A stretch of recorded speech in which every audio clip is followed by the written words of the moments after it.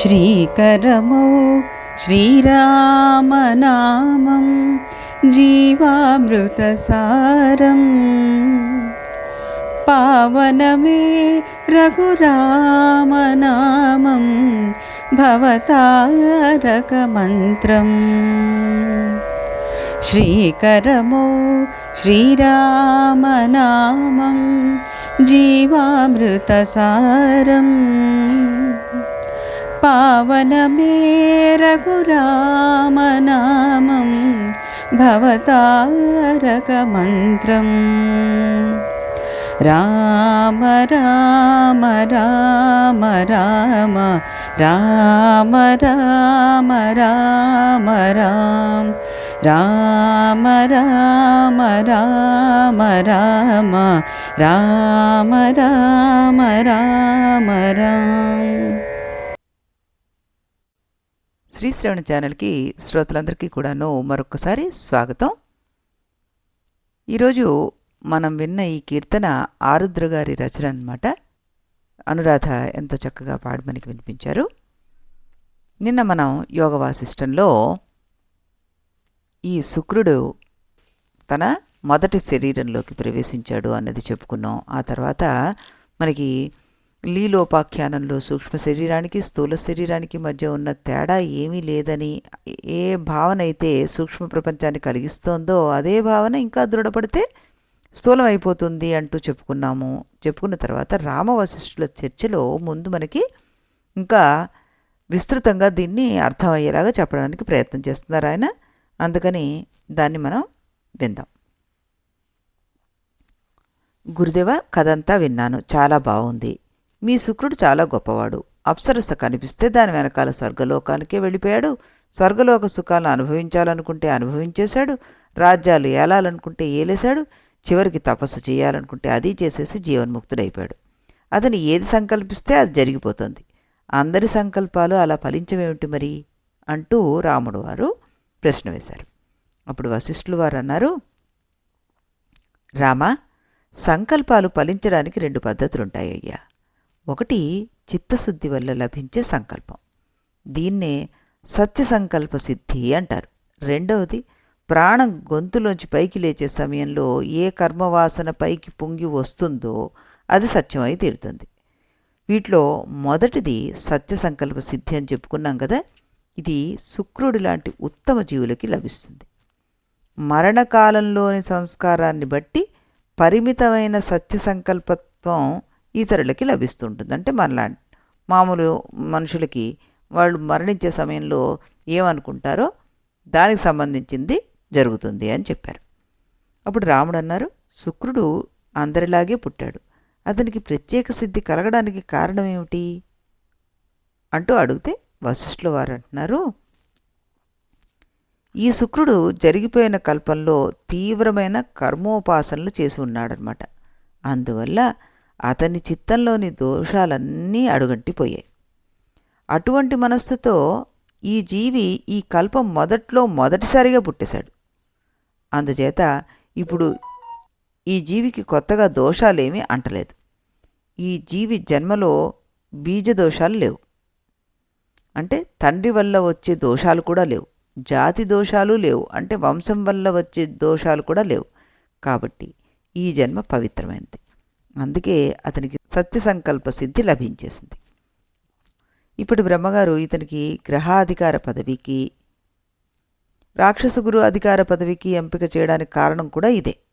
అందువల్ల ఇతను సంకల్పించింది ఏది అసత్యం కావడానికి వీల్లేదు. ఇక సామాన్య మానవులంటావా, వాళ్ళ జన్మలో ఇందాక చెప్పిన దోషాలలో కనీసం ఒక దోషమైనా ఉండి ఉంటుంది. అందువల్ల వాళ్ళు సత్య సంకల్పులు అయ్యే అవకాశం తక్కువ. వాళ్ళలో కొంతమంది మళ్ళీ తపస్సాధనలు చేసి రాగద్వేషాలు పోగొట్టుకొని చిత్తశుద్ధిని సాధించుకుంటారు. అప్పుడు వాళ్ళు సత్య సంకల్పులు అవుతుంటారు. ఇక సామాన్య మానవులు ఉన్నారే, వాళ్ళకి మరణకాలంలో ఏ సంస్కారాలు మొలకెత్తుతాయో, అంటే స్మరణకు వస్తాయో, అలాంటి వాసనను బట్టి పై జన్మలో సుఖదుఖాలను అనుభవిస్తూ ఉంటారు వాళ్ళు. శుక్రుడు కల్పించుకున్న జన్మ పరంపరలో ఇలాంటి జన్మలు కూడా ఉన్నాయి మనకి. దీన్ని బట్టి ఏం తెలుస్తోంది అంటే, స్వప్న సంకల్ప నగర వ్యవహారాః పరస్పరం పృథగ్యథానాదృశ్యంతే తథైవ సంసృతి భ్రమాః అంటూ 17వ సర్గలో 10వ శ్లోకంలో చెప్పారు. ఈ కనిపించే సంసార రూపమైన ప్రపంచాలన్నీ స్వప్నలోకాల వంటివి, పగటి కలలు గాలిమేడలు లాంటివి. అందువలన ఎవడి ప్రపంచం వాడితే, ఎవడి భ్రాంతి వాడితే, ఎవడి సుఖదుఖాలు వాడివే. అప్పుడు రాముడన్నారు, గురుదేవా, అన్నీ భ్రాంతులే ఒప్పుకున్నాం, కానీ ఈ భ్రాంతులు ఎలా వస్తాయి? వాసన వల్ల. వాసనలు ఎలా వస్తాయి? పూర్వానుభవాల వల్ల వస్తాయి. మీ శుక్రుడు ఈ కల్పంలో పుట్టింది ఇదే మొదటిసారి కదా. అతను ఇంతకుముందు స్వర్గలోకాన్నే చూడలేదు కదా. కనుక అతనికి స్వర్గలోకానికి సంబంధించిన వాసనలు ఉండడానికి వీల్లేదు కదా. అలాంటప్పుడు అతడు ఊహా ప్రపంచంలో స్వర్గలోకానికి వెళ్ళడం, అక్కడ స్వర్గభోగాలు అనుభవించడం, అక్కడ పుణ్యం క్షీణించి జన్మపరంపరలు పొందడం, ఇదంతా ఎలా కుదురుతుందండి అంటూ అడిగారనమాట. అప్పుడు వశిష్ఠులు వారు చెప్తున్నారు, రామా, వాసనలు పూర్వానుభవం వల్ల మాత్రమే కాదు, విన్న మాటల వల్ల, చదివిన గ్రంథాల వల్ల కూడా కలిగే అవకాశం ఉందయ్యా. శుక్రుడి విషయంలో తండ్రి చెప్పే మాటలు, ఆయన బోధించే శాస్త్రాలు అతనికి స్వర్గవాసనను, జన్మ పరంపర వాసనను కలిగించాయి. లోకంలో అనుభవం కూడా ఇలాగే ఉంది కదా మనకి.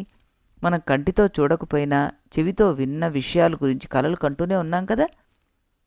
అదీకాక ప్రతివాడు మెలకులో ఒక ప్రపంచాన్ని చూస్తున్నాడు. ఇలా చూసే వాళ్ళందరూ కలిసి మేమంతా ఒక ప్రపంచాన్ని చూస్తున్నాం అనుకుంటున్నారు. ఇది నిజానికి సైనికుల స్వప్నభ్రాంతి లాంటిది. అంటే పెద్ద యుద్ధం నడుస్తోంది. రాత్రిపూట సైనికులందరూ నిద్రపోతున్నారు. అందరికీ యుద్ధాన్ని గురించిన కలలే వస్తున్నాయి. ప్రతివాడి కలలోనూ ఒక సైన్యం యుద్ధం చేస్తోంది. నిజానికి ఎవడి స్వప్న సైన్యం వాడిదే. కానీ మెలకువలోకి వచ్చివాడు పక్కవాడితోటి మన సైన్యం యుద్ధం చేయడం నా కల్లో కనిపించిందిరా అంటాడు. వీడికి కల్లో కనిపించింది మన సైన్యం కాదు, మన సైన్యం అంటే మన సైన్యం అన్నమాట. కానీ ఆ సైనికుడు ఆ భేదాన్ని గుర్తించడు. లోకంలో జనమంతా చూసే ప్రపంచ పరిస్థితి కూడా అంతే. అందుకే ఈ ప్రపంచం ఒక దీర్ఘ స్వప్నం అని పెద్దలు అంటూ ఉంటారు. దీర్ఘ స్వప్నస్త్విదం జగత్ అని 23వ శ్లోకంలో చెప్పారనమాట. రాముడు, గురుదేవ, ఈ మాట మీరు పూర్వం కూడా అన్నారు. ఇది నన్ను ఆలోచనలో పడేస్తుంది. ప్రతివాడు తన ప్రపంచాన్ని వేరువేరుగా కల్పించుకున్నాడు. ఎవడి కల వాడిదే, అలాగే ఎవడి ప్రపంచం వాడిదే అని కదా మీరు అంటున్నారు. అలా అయితే ఇద్దరు వ్యక్తుల ప్రపంచాలు ఎప్పుడైనా ఒకసారైనా ఒకదాంతో ఒకటి కలుసుకుంటాయా, కలుసుకోవా? ఈ మాట ఎందుకు అడుగుతున్నానంటేనండి, ఈ ప్రపంచం కలలాంటిదైతే ఈ ప్రపంచంలో నాకు తారసపడి నాకు జ్ఞానోపదేశం చేసే గురువు కూడా ఆ కల్లోని భాగమే కదా. అలాంటప్పుడు ఆ గురువు ఆయన చేసే ఉపదేశం సత్యం ఎలా అవుతుంది? ఆ ఉపదేశమే అసత్యం అయితే నాకు మోక్షం ఎలా వస్తుంది? నాకే కాదు, ప్రపంచంలో ఎవరికీ మోక్షం రావడానికి వీల్లేదు. మీ సిద్ధాంతం ఒప్పుకుంటే ఇదే చిక్కు అంటూ వశిష్ఠుల వారిని ప్రశ్నించాడు. అప్పుడు వశిష్ఠుల వారు అన్నారు, రామా, నీ ప్రశ్నకు సమాధానం మెట్లు మెట్లుగా చెప్తాను విను. నీ ప్రశ్నకు సారాంశం ఏంటో కూడా ఒకసారి నేను చెప్తాను. 2 మనోరాజ్యాలు కలుస్తాయా, కలవ్వా అని. 2 మనస్సులు పూర్తిగా కలిసిపోవడం మనకు ప్రపంచంలో ఎక్కడైనా కనిపిస్తుందా అని. ఎక్కువగా కనిపించవు కానీ 100కి 100 పాళ్ళు శుద్ధంగా ఉన్న మనసులు 2 దొరికితే అవి మాత్రం కలిసి తీరుతాయి. ఎందుకంటే ఆ 2 చిత్తాల్లోనూ ప్రపంచాలే ఉండవు. 2 పరిశుద్ధ పరమాత్మ స్థితిలోనే ఉంటాయి. ఇక మలిన చిత్తులు పక్కవారి మనోరాజ్యాలను గుర్తించేందుకు 2 ఉపాయాలు ఉన్నాయి. ప్రతి జీవి అంతఃకరణంలోనూ అంతర్గతంగా అధిష్టాన రూపంగా పరమాత్మ చైతన్యమే ఉంటుంది అని చెప్పుకున్నాం కదా. కనుక ఒకడు తనలో గల పరమాత్మ చైతన్యం మీద ఏకాగ్రతను సాధిస్తే అప్పుడు ఆ చైతన్యాన్ని ఇతర మనస్సుల్లో గల చైతన్యాలతోటి అనుసంధానం చెయ్యొచ్చు. అలా చేస్తే ఆయా మనస్సుల్లో ఉండే మనోరాజ్యాలు విడిగి గోచరిస్తాయన్నమాట. అలా అన్ని ఉపాధులతోనూ అనుసంధానం చేత కాకపోతే తాను కోరిన ఒక ప్రత్యేక ఉపాధితోటి అనుసంధానం చేసుకోవచ్చు. ఇది 2వ ఉపాయం. ఈ 2 ఎవరో యోగీశ్వరులు మాత్రమే అనుసరించే ఉపాయాలేమో అనుకుంటున్నావేమో నువ్వు. యోగీశ్వరులు అనుసరించేది ఈ ఉపాయాలే, మామూలు జీవులు అనుసరించేది కూడా ఈ ఉపాయాలే. మామూలు సామాన్య జీవుల విషయంలో ఏం జరుగుతోంది అంటే, ఒక జీవికి ఏ వస్తు సముదాయము కర్మానుభవానుగుణంగా ఉంటుందో అలాంటి లోకము, అలాంటి ప్రదేశము, అలాంటి వస్తువులు మాత్రమే అతని చుట్టూ రూపొందుతాయి. అంటే అలాంటి ప్రపంచం మాత్రమే అతనికి గోచరమవుతోంది. అంటే అలాంటి ప్రపంచాన్ని మాత్రమే అతను తన జ్ఞానేంద్రియాలతోటి తెలుసుకోగలుగుతాడు. మిగిలిన లోకాలు, ప్రదేశాలు, వస్తువులు లేవని కాదు, ఉన్నా వీడికి తెలియవు అని. మరో జీవికి ఇలాంటి లోకం, ఇలాంటి ప్రదేశం, ఇలాంటి వస్తువులు అనుభవానికి పనికి వచ్చే కర్మశేషం ఉంటే అప్పుడు ఆ జీవి కూడా ఆ ప్రపంచంలోకే చేరుతాడు. అంటే ఈ ఇద్దరు జీవులు తమ తమ కర్మశేషాలలో ఉండే సామాన్యాన్ని బట్టి, సమానత్వాన్ని బట్టి ఒకరి ప్రపంచంలోకి ఒకరు ప్రవేశిస్తున్నారన్నమాట. అంటే ఈ రెండు మనస్సులకు పరస్పర సంబంధం ఏర్పడుతుంది. అయితే ఇది పాక్షిక సంబంధమే, కానీ పరిపూర్ణ సంబంధం కాదనమాట. ఇలాంటి సామాన్య జీవుల్లోనే కొందరు పై తరగతి వాళ్ళు హఠయోగాది అభ్యాసం చేత మనస్సును కొంత శుద్ధం చేసుకొని పరకాయ ప్రవేశాది విద్యలను సాధిస్తారనమాట. ఆ విద్య వల్ల ఇతరుల శరీరంలో ఇంద్రియాలను మనస్సులోనూ ప్రవేశించి వాళ్ళు చూడదగ్గ ప్రపంచాన్ని వీళ్ళు చూస్తున్నారు. ఇన్ని రకాలుగా రెండు మనస్సులు ఏకీభావాన్ని పొందే అవకాశం ఉందయ్యా. కనుక జీవన్ముక్తుడైన ఒక గురువుకి కర్మశేషం చేత మిగిలి ఉన్న ఒక ప్రపంచము, ఒక బద్ధజీవుడి యొక్క ప్రపంచము ఏకీభావాన్ని పొందే సావకాశాన్ని తప్పకుండా తీసుకొస్తుంది. అప్పుడు ఆ రెండు ప్రపంచాలు మిథ్య అయినప్పటికీ గురువు మనసులో గల పరిశుద్ధి శిష్యుడి మనస్సుకి సంక్రమించి అది పరిపూర్ణమై పరిశుద్ధమయ్యే అవకాశం నిశ్చయంగా ఉంది అంటూ చెప్పారనమాట. అప్పుడు రాముల వారు ఏం ప్రశ్న వేశారంటే, గురుదేవ, బ్రహ్మచైతన్యమే సత్యమని, దాని మీద వివర్తా విధానంలో ప్రపంచం ఉత్పన్నమైందని, వివేకము, ఇంద్రియజయము, వైరాగ్యము అనే వాటి ద్వారా సాధకుడు చిత్తాన్ని పరిపక్వం చేసుకోవాలని, ఆ చిత్తం యొక్క పరిపాకాన్ని బట్టి జ్ఞానసిద్ధి లభిస్తుందని మీరు చాలాసార్లు చెప్పారు. ఈ సిద్ధాంతాలేవి నేను కాదనడం లేదు, కానీ మనం భార్గవోపాఖ్యానం ద్వారా ప్రపంచ స్థితి యొక్క తత్వాన్ని పరిశీలిస్తున్నాం కాబట్టి భార్గవుడికి కలిగిన జన్మ పరంపర అనుభవం అంతా జాగ్రత్తలోకి వస్తోందా, స్వప్నంలోకి వస్తోందా? ఎందుకు అడుగుతున్నానంటే, పదార్థాలన్నీ జాగ్రత్త దశలో ఎలా ప్రత్యక్షంగా కనిపిస్తాయో అలాగే స్వప్న దశలో కూడా కనిపిస్తూ ఉంటాయి. ప్రత్యక్ష దర్శనం రెండు చోట్ల సమానంగా ఉన్నప్పుడు మరి వేరువేరు అవస్థలని ఎలా చెప్తాం మనం? అందులోనూ ఒకటి సత్యమని మరొకటి సత్యమని భేదం చెప్పడం ఎలా కుదురుతుందండి? ఇది తేలితే గాని భార్గవుడి అనుభవంలో ఏది సత్యానుభవమో చెప్పలేం కదా, అందుకే అడుగుతున్నాను అంటూ గురువుగారిని చాలా వినయంగా ప్రశ్నించారనమాట. అప్పుడు వశిష్ఠుల వారు అన్నారు, రామా, ఓకే, నీ సందేహం నాకు అర్థమైంది. ముందు మనం జాగ్రత్త స్వప్నాలను పరిశీలిద్దాం. నిజానికి ఈ రెంటికి పెద్ద భేదం ఏమీ లేదు. అవి కొంచెం ఎక్కువసేపు స్థిరంగా ఉంటే జాగ్రత్త వస్తువులు అంటున్నాం, కొంత ఎక్కువసేపు స్థిరంగా లేకపోతే వాటి స్వప్న వస్తువులు అంటున్నాం. అలాగే ఇది నిన్న చూసిన వస్తువే అని గుర్తుపట్టేందుకు వీలుంటే అప్పుడు వాటిని జాగ్రత్త పదార్థాలు అంటున్నాం. అలాంటి గుర్తుకు సావకాశం లేనటువంటి పదార్థాలని స్వప్న పదార్థాలు అనేస్తున్నాం. ఇంతకు మించి భేదం ఏమీ కనబడటం లేదు. వీటి వల్ల కలిగే సుఖదుఖాలన్నీ సమానమే. అయితే అవస్థలు జాగ్రత్త స్వప్నాలన్నీ రెండు మాత్రమే కాదు, సుషుప్తి, తురీయాలన్న పేర్లతో కూడా ఇంకో రెండు కలిపి 4 ఉన్నాయని చెప్పుకున్నాం కదా మనం. ఇవి జీవుడికి సంబంధించినవి, దేహానికి కాదు. ఈ అవస్థల గురించి కూడా కొంచెం చెప్తాను విను. ఈ శరీరం ఉంది, దీనిలో ఇంద్రియాలు ఉన్నాయి, వాటి వెనకాల నాడులున్నాయి, వాటి వెనకాల మనస్సు ఉంది, దానిలో జీవ చైతన్యం ఉంది. దీన్ని పూర్వకర్మ వాసనలు ప్రేరేపిస్తూ ఉంటాయి. ఆ ప్రేరణకు ప్రాణాపానాది పంచవాయువులు సహకారం చేస్తూ ఉంటాయి. ఇది మన శరీరంలో ఉండే సామాన్య స్థితి. పూర్వకర్మలు ప్రాణాది వాయువులు కలిసి జీవచైతన్యాన్ని కొద్దిగా ప్రేరేపిస్తే అప్పుడు అది మనస్సును దాటి ఇంద్రియాల వెనక ఉన్న నాడుల దాకా వెళ్ళి అక్కడ ఆగిపోతుంది. ఆ దశలో ఒక ప్రపంచం కనిపిస్తుంది. సుఖదుఖాలు అనుభవానికి వస్తాయి, కానీ ఎక్కువసేపు ఉండదు. ఈ దశ పేరు స్వప్నం. పై ప్రేరణ కొంచెం పెరిగి జీవచైతన్యం నాడులు దాటి ఇంద్రియాల్లోకి వచ్చేస్తే అప్పుడు మళ్ళీ కొన్ని దృశ్యాలు కనిపిస్తాయి.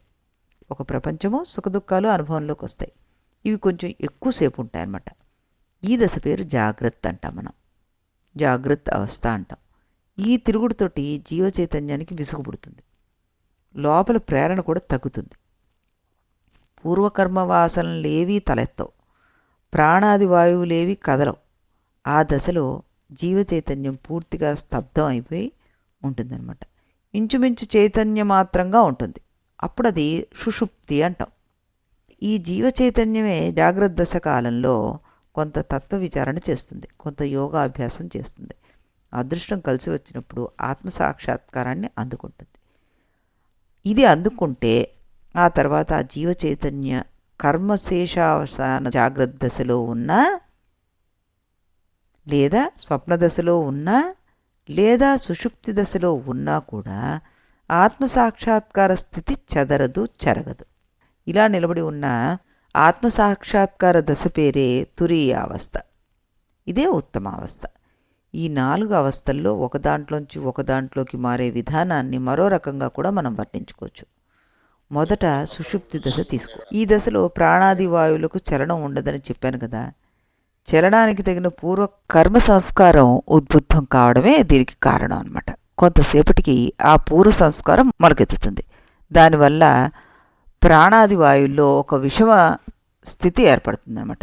దానివల్ల జీవ చైతన్యంలో ఒక సంచలనం ఏర్పడుతుంది. దానివల్ల ఆ జీవ చైతన్యం చిత్తం అనే రూపాన్ని పొందుతుందన్నమాట. ఈ రూపాన్ని పొందినప్పుడు ఆ జీవ చైతన్యానికి నేను అనే ఒక స్ఫురణ ఏర్పడి కొత్తగా ఏర్పడిన చిత్తాన్ని తనకంటే భిన్నంగా దర్శిస్తుంది. ఈ నేను అనే స్ఫురణనే అహంకారం అంటారు. నేను అనే స్ఫురణ చిత్తాన్ని భిన్న వస్తువుగా దర్శించడాన్ని మనం సంక్షోభం అని అంటుంటాం అన్నమాట. ఈ సంక్షోభం క్రమంగా పెరిగిపోతుంది. అది పెరిగిన కొద్దీ ఆకాశం ఉన్నదనే భావన ప్రారంభమవుతుంది. దీన్నే ఆకాశ విహారం అంటాం. ఆకాశం ఉందనుకునేసరికి అటు ఇటు తిరిగే చోటు కనబడుతుంది. తిరుగుడు ప్రారంభం అయిపోతుంది. ఆ తిరుగుడు మెల్లిమెల్లిగా నాడుల్లోకి వ్యాపించేస్తుంది. ఆ నాడుల్లో ఏవేవో రసాయనాలు ఉంటాయి. అక్కడ ఉండే శ్లేష్మ ద్రవాన్ని చూసినప్పుడు నీరు అనే స్ఫురణ కలుగుతుంది. చీము, నెత్తురు వగైరాలు చూసేసరికలా ఎండలు, వానలు వగైరాలు అనుభవంలోకి వచ్చేస్తాయి. ఇలాంటి అనుభవాలన్నీ కలిపితే అది స్వప్నావస్థ అయిపోతుంది. అప్పటికి జీవుడు ఇంకా నాడులను దాటి ఇంద్రియాల్లోకి ప్రవేశించడు. ప్రవేశిస్తే ఇంద్రియాల బలం వల్ల బయట విషయాలు అనుభవంలోకి వచ్చేస్తాయి. అప్పుడు అది జాగ్రత్త అవస్థ అయిపోతుందన్నమాట. ఈ చెప్పిన వరుసను బట్టి ఏం జరుగుతోంది అంటే స్వప్నానుభవాలు, జాగ్రత్త అనుభవాలు కూడా స్ఫురణలే తప్ప సత్యాలు కావు. ఈ మాట బుద్ధికి బాగా పట్టుబడితే అప్పుడు అది తురీయ అవస్థ అవుతుంది. రామా, ఈ అవస్థల గురించి ఎందుకు చెప్పానంటే మనస్సు యొక్క స్వరూపం ఏమిటో తెలియడం కోసం. మనస్సే స్వప్న వస్తువులను తయారు చేస్తోంది, జాగ్రత్త అవస్థలను తయారు చేస్తుంది. తయారైన వస్తువులు కనిపించి సుఖదుఖాలు ఇస్తున్నాయి కనుక లేవడానికి వీల్లేదు, అసత్తులు అవ్వడానికి వీల్లేదు.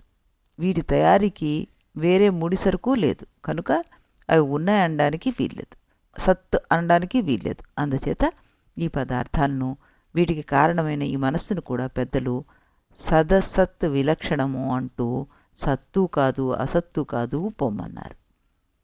మరి ఆ రెండూ కాకపోతే ఈ స్థితి ఏంటి? దీని గురించి మనం రేపు చెప్పుకుందాం.